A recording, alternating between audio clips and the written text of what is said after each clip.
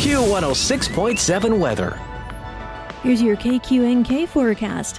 Ample sunshine expected today with daytime highs approaching 79. Northwesterly winds 10 to 15 miles per hour.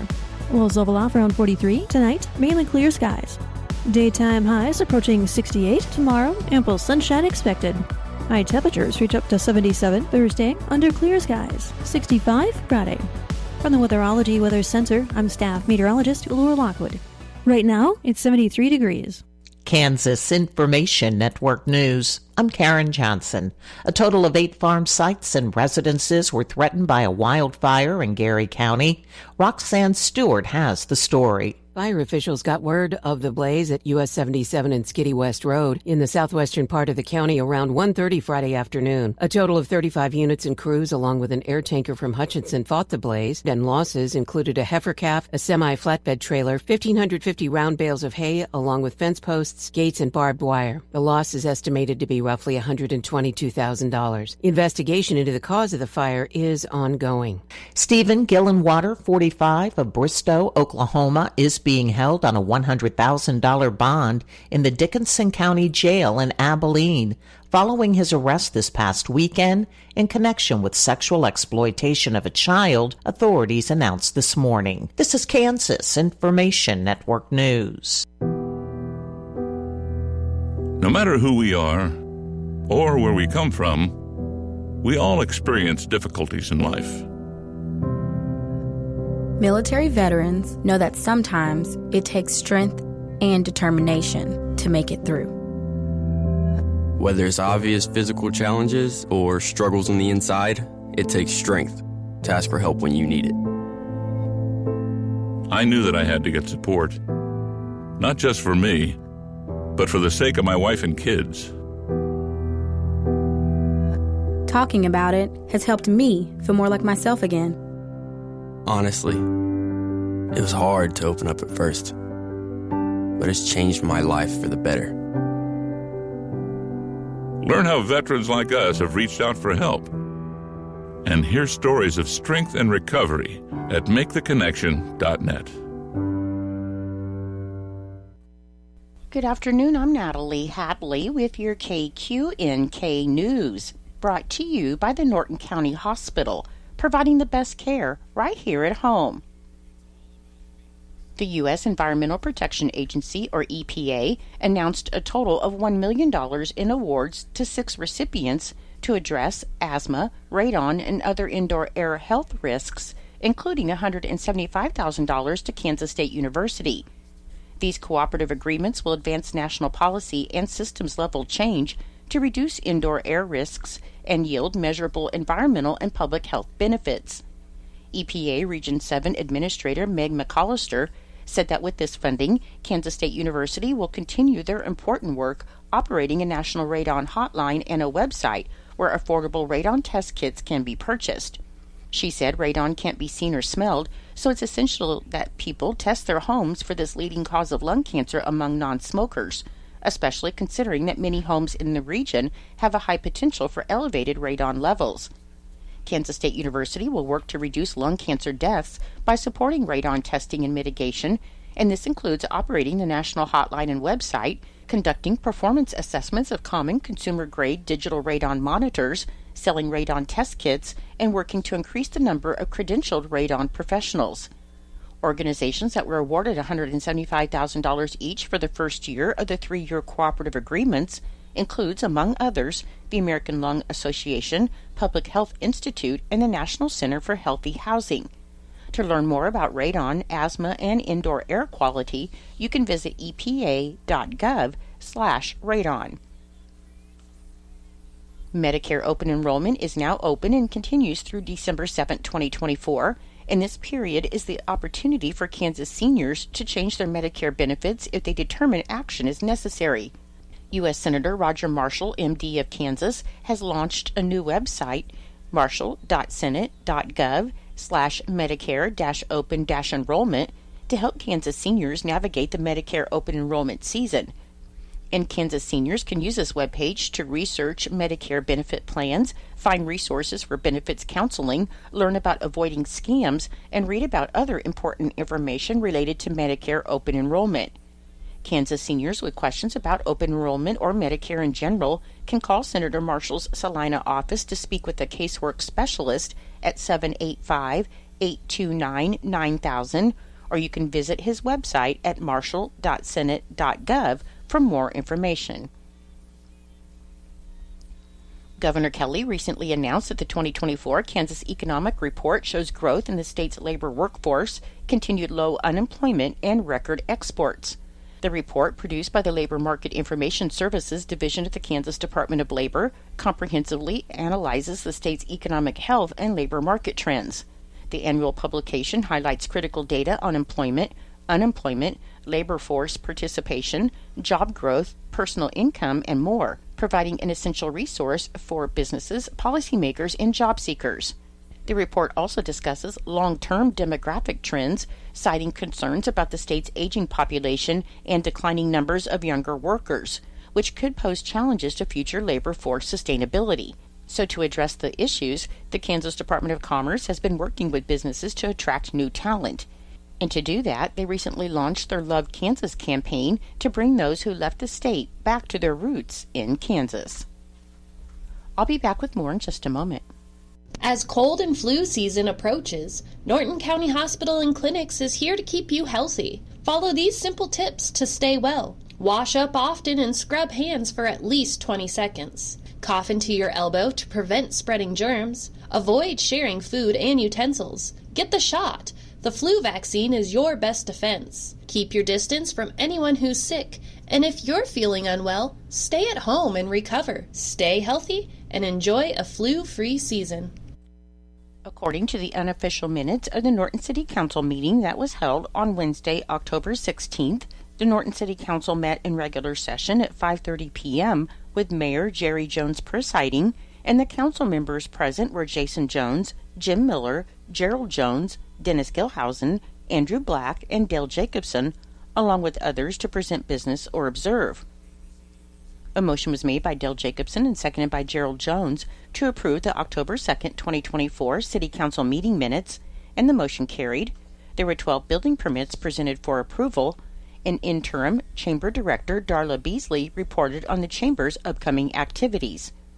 A motion was made by Dale Jacobson and seconded by Dennis Gilhausen to approve the request for an axe-throwing trailer to be set up in the city parking lot behind 110 Bar and Grill from 6 p.m. to midnight on October 25, 2024.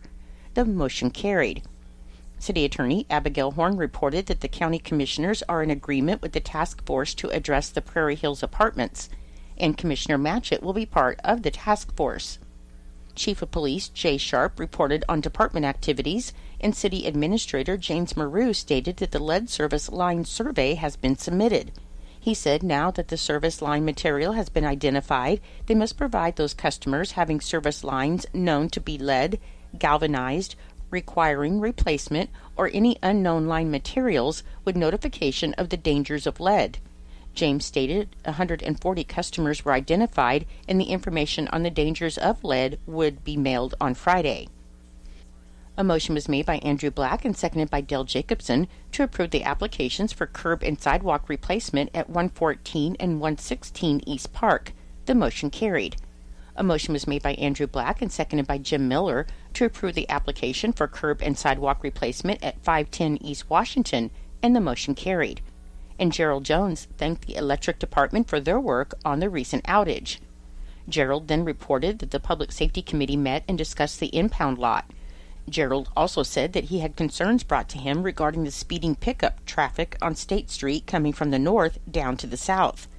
Norton Chief of Police Jay Sharp stated that the police department will increase their watch in that area. Gerald stated that he was also asked about the replacement of the brick streets with the upcoming proposed sales tax, and Gerald suggested the ad hoc committee address and discuss this at their next meeting. Andrew Black scheduled a utility committee meeting for 4 p.m. on October 24th. Jason Jones reminded everyone of the Personnel Committee meeting at 3:30 p.m. on October 31st. Dale Jacobson rescheduled the ad hoc meeting for 4 p.m. on October 25th, and Dale gave a report from the League of Kansas Municipalities annual conference he attended last week. Dennis Gilhausen scheduled a Finance Committee meeting for 4 p.m. on October 22nd. A motion was made by Andrew Black and seconded by Dale Jacobson to transfer $69,334.75 from the Special Pool Sales Tax Fund to the General Fund to cover the deficit for the 2024 pool season. The vote was taken and the motion carried. A motion was made by Andrew Black to approve appropriating Ordinance 20 as a whole, and the motion carried. And a motion was made by Dale Jacobson to adjourn, so the council adjourned at 6:29 p.m. Logan resident Marvin O. Gaines passed away on October 15, 2024.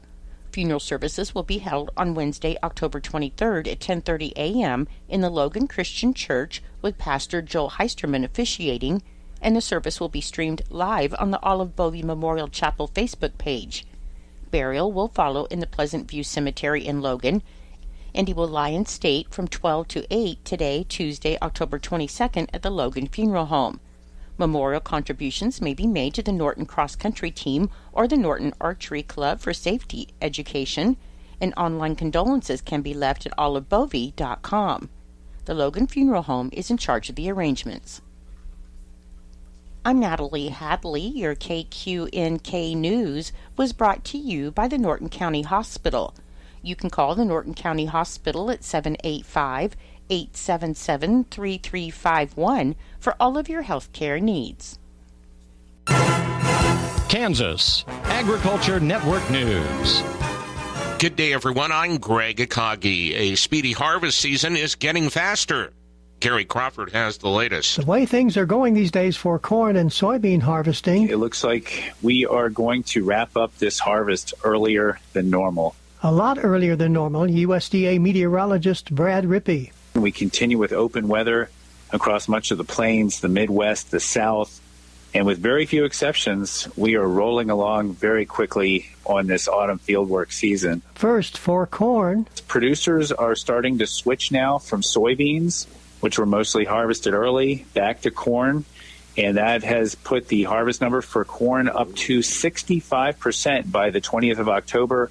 That's 13% more than average. And so that just leaves very little of the corn in harm's way at this point.